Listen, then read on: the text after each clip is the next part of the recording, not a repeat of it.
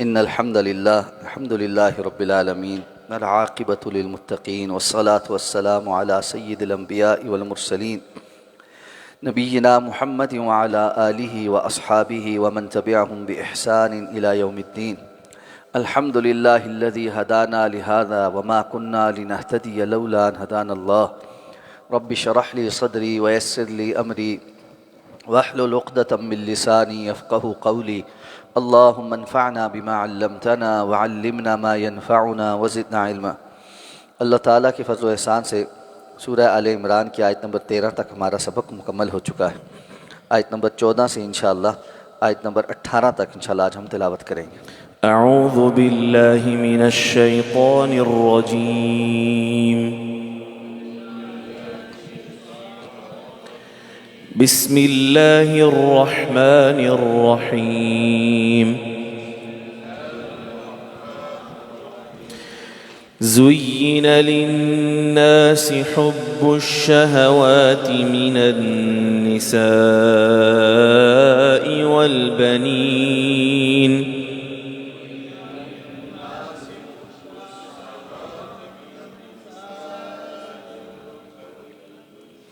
والقناطير المقنطرة من الذهب والفضة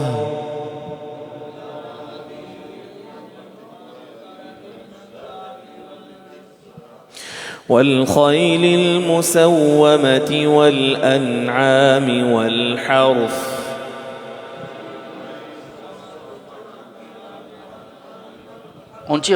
ذلك متاع الحياة الدنيا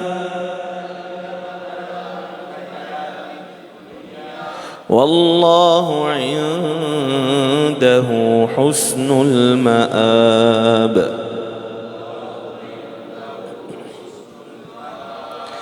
قل أنبئكم بخير من ذلكم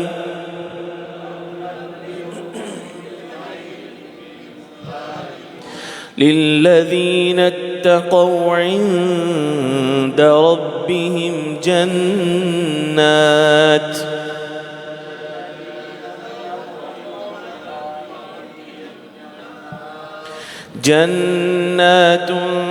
تجري من تحتها الأنهار خالدين فيها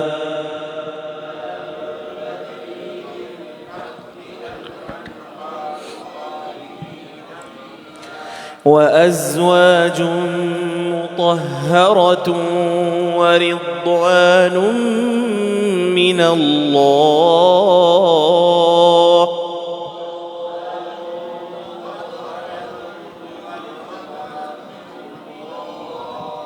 والله بصير بالعباد.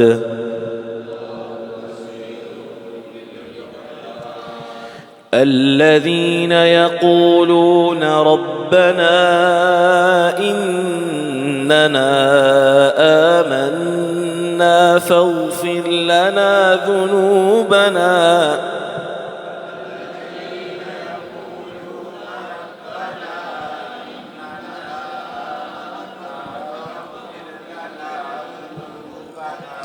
فاغفر لنا ذنوبنا وقنا عذاب النار.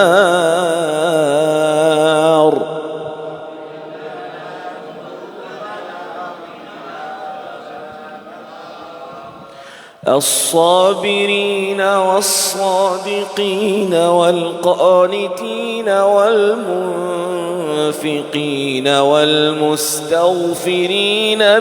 بالأسحار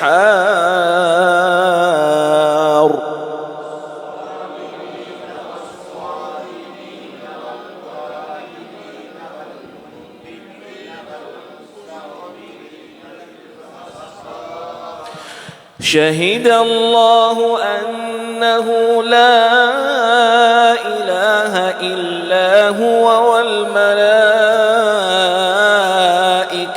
وأولو العلم قائما بالقسط.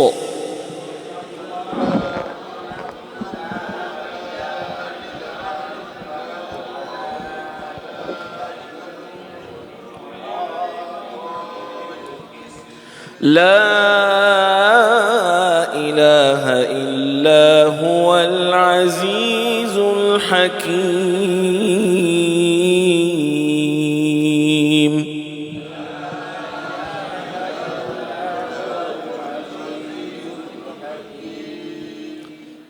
زین للناس، مزین کر دی گئی ہیں لوگوں کے لیے، حب الشہواتی، شہوات کی محبت، من النساء، عورتوں میں سے، والبنین، اور بیٹوں میں سے، والقناطیر المقنطرۃ من الذہب، اور سونے کے ڈھیروں ڈھیر لگائے ہوئے جو خزانے ہیں ان کی، والفضہ، اور چاندی کے، والخیل المسومہ، اور تیار کیے گئے نشان لگائے گئے گھوڑے، والانعام، اور چوپائے، والحرث، اور کھیتیاں، ذالک متاع الحیات الدنیا، یہ تو دنیا کی زندگی کا تھوڑا سا سامان ہے، واللہ عندہ حسن المآب، اور اللہ کے ہاں واپسی کا بہترین ٹھکانہ ہے۔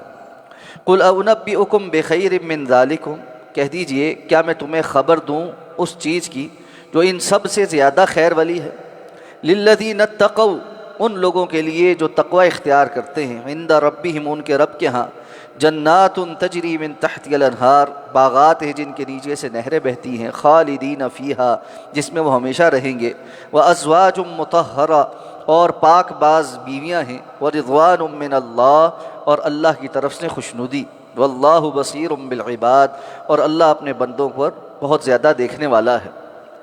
الذین یقولون، جو کہتے ہیں، ربنا، اے ہمارے رب، اننا آمنا، یقیناً ہم ایمان لائے، فاغفر لنا ذنوبنا، تو پس ہمارے گناہوں کو معاف فرما دے، وقنا عذاب النار، اور ہمیں آگ کے عذاب سے بچا لے، الصابرین، جو صبر کرنے والے، والصادقین، سچ بولنے والے، والقانتین، اور عاجزی کے ساتھ فرما برداری کرنے والے، والمنفقین، اور خرچ کرنے والے، والمستغفرین بالاسحار، اور سحری کے ٹائم اٹھ کر استغفار کرنے والے۔ شہد اللہ، گواہی دی ہے اللہ نے، انہ لا الہ الا ہو، کہ یقیناً کوئی اور اس کے سوا معبود برحق نہیں، والملائکۃ، اور فرشتوں نے، واولو العلم، اور اہل علم نے، قائما بالقسط، جو عدل و انصاف کے اوپر قائم ہیں، لا الہ الا ہو، کہ اس کے سوا کوئی معبود برحق نہیں، العزیز الحکیم، بڑا ہی غالب اور حکمتوں والا ہے۔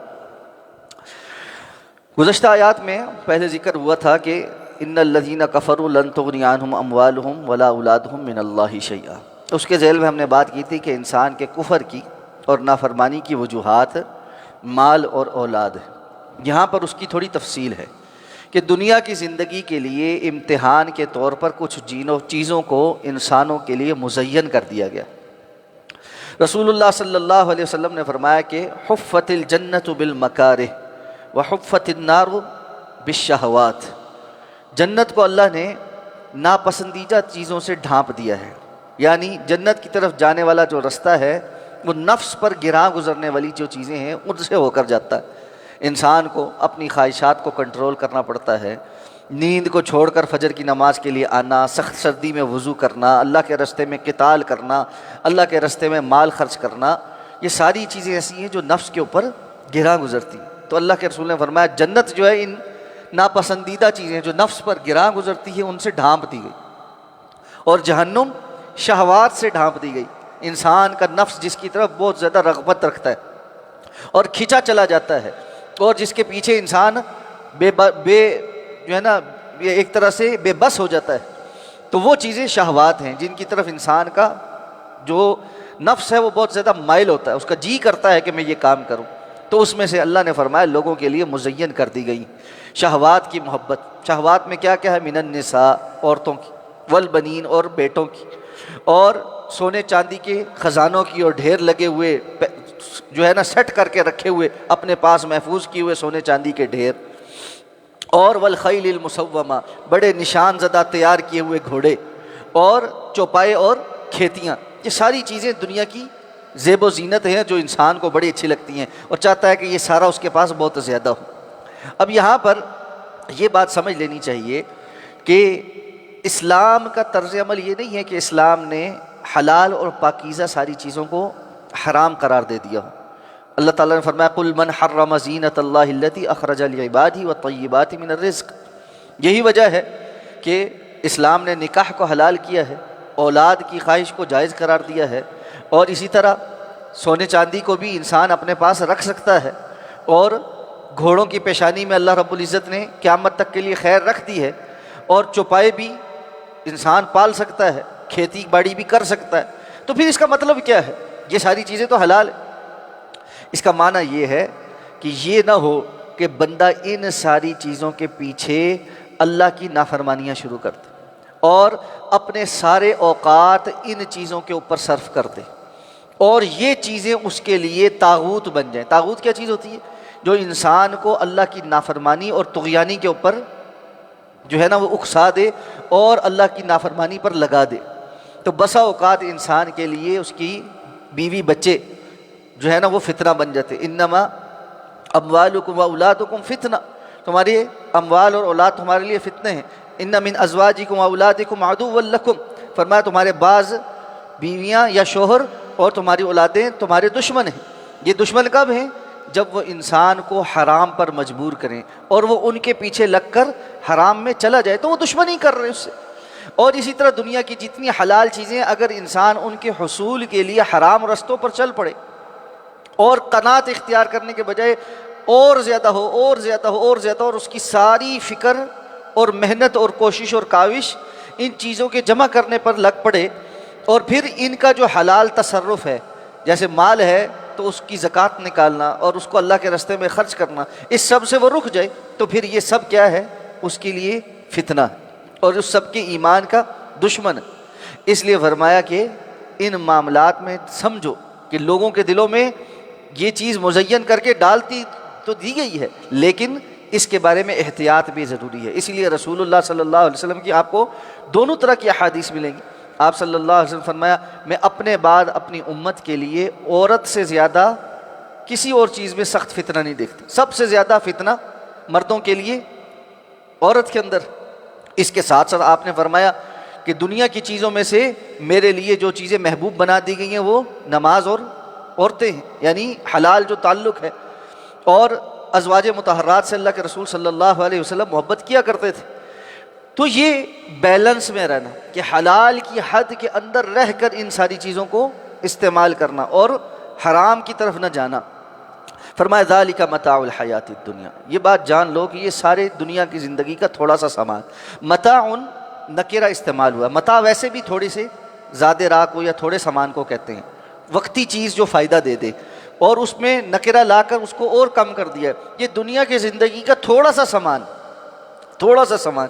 دنیا ساری بھی انسان کو مل جائے آخرت کے مقابلے میں وہ ساری تھوڑی ہی ہے، اور ساری بھی کسی کے پاس آ جائے تو وہ کیا کر سکتا ہے؟ 2 روٹی سے اوپر تو بندہ نہیں کھا سکتا۔ اس کے سامنے پورا کمرہ بھر کے آپ کھانے کا رکھ دیں وہ کیا کرے گا؟ اس کی بساط نہیں ہے کہ وہ ساری چیزیں سمیٹ سکے۔ تو دنیا کا سامان انسان کے پاس تھوڑا ہی ہے۔ واللہ عندہ حسن المآب، اللہ ہے جس کے ہاں بہترین ٹھکانہ ہے۔ اللہ رب العزت کے ہاں بہترین ٹھکانہ ہے۔ کن لوگوں کے لیے ہے؟ آؤ میں تمہیں بتاتا ہوں کہ ان سب چیزوں سے بہتر کیا ہے، ان سب چیزوں سے بہتر کیا ہے۔ بندے کو اس کی طرف رغبت کرنی چاہیے، اس کے حصول کے لیے محنت کرنی چاہیے، اور اگر ان چیزوں میں سے کچھ کے اوپر کمپرومائز کرنا پڑ جائے تو کر لینا چاہیے اس سے زیادہ بہتر کے حصول کے لیے۔ تو کمپیریزن جب ہوتا ہے نا وہ اس طرح ہوتا ہے کہ بندہ ان چیزوں کے حصول میں اللہ کی نافرمانی کرنے کے بجائے اللہ کی فرما برداری کر لے تاکہ وہ اس سے بہتر کو حاصل کر لے۔ وہ کیا ہے سب سے پہلے کس کے لیے؟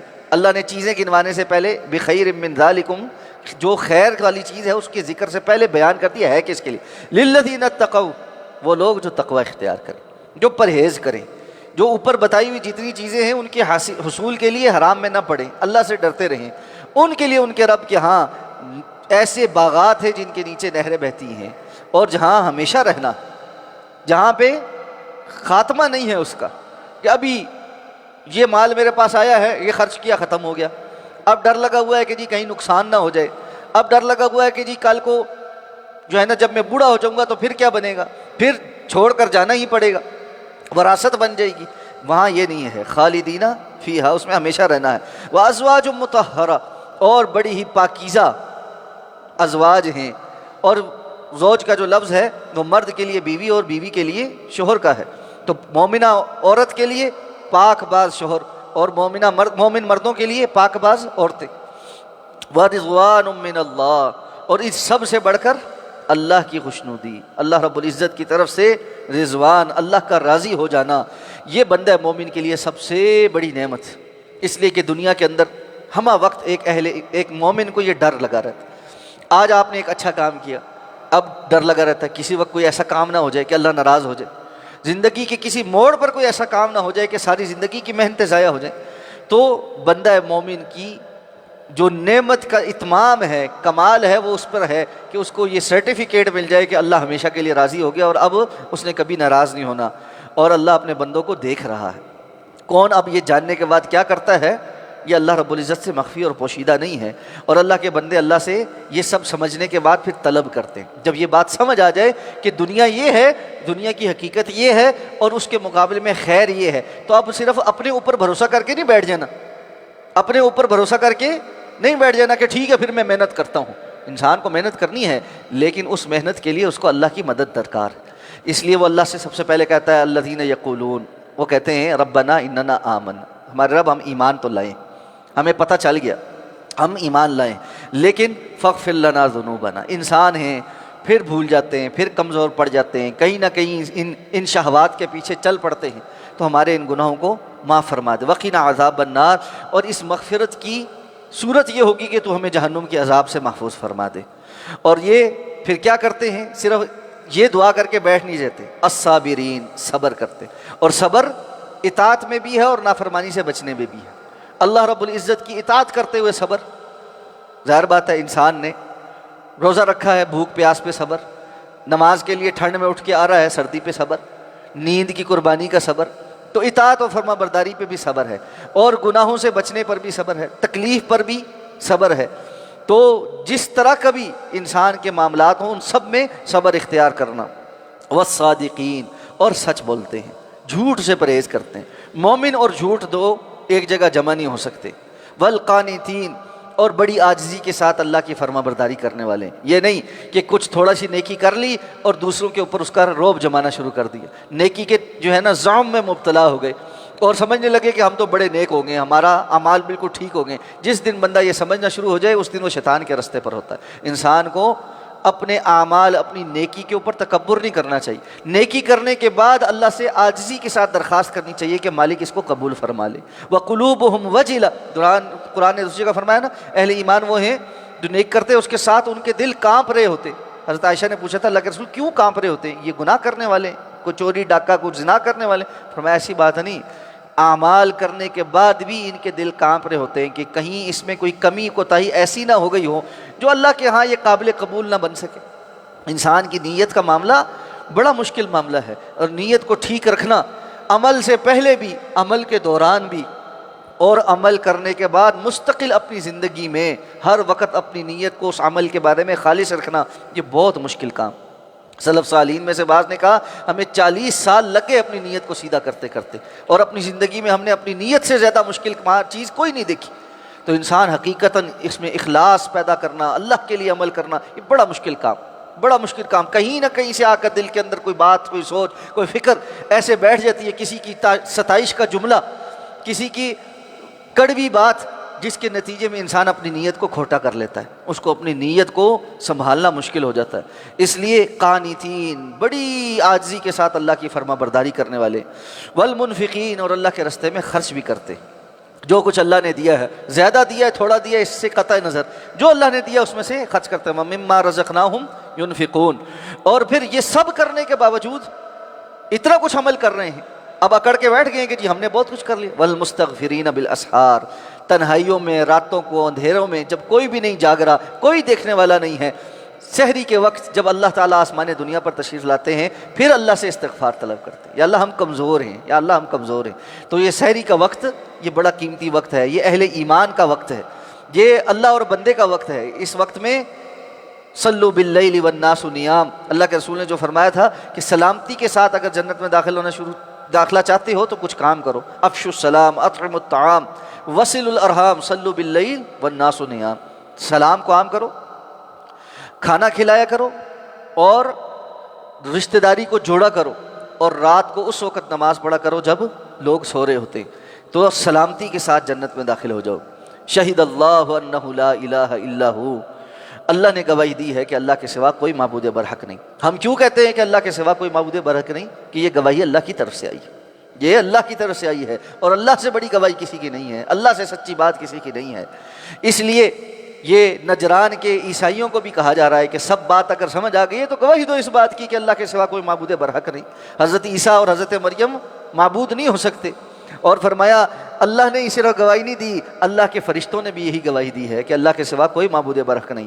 وَأُولُو الْعِلْمِ قَائِمًا بِالْقِسْطِ، اور وہ سارے اہل علم جو عدل و انصاف کے اوپر کھڑے ہیں۔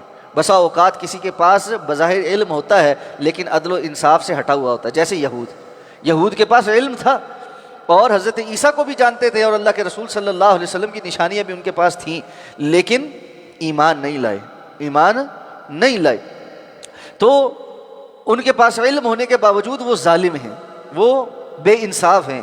جو انصاف پر مبنی ہوگا وہ جانتا ہے اور وہ اس کی گواہی دے گا کہ اللہ کے سوا کوئی معبود برحق نہیں، اور لا الہ الا هو العزیز الحکیم، اللہ وہ ہے جس کے سوا کوئی معبود برحق نہیں، جو غالب ہے اور بڑی حکمتوں والا ہے، کوئی اس کو عاجز کرنے والا نہیں، اور دنیا کے اندر اس کے فیصلے نافذ ہوتے ہیں تو وہ مبنی بر حکمت ہوتے ہیں۔ اللہ سمجھ کر عمل کرنے کی توفیق عطا فرمائے۔ سبحانک اللہم و بحمدک، نشہد ان لا الہ الا انت، نستغفرک و نتوب۔